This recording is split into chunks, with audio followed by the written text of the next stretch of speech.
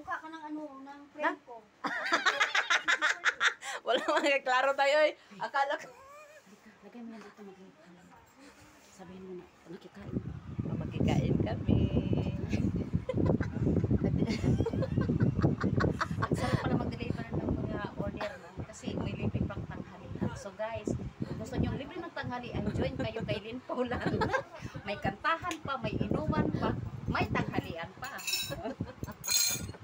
Hi guys.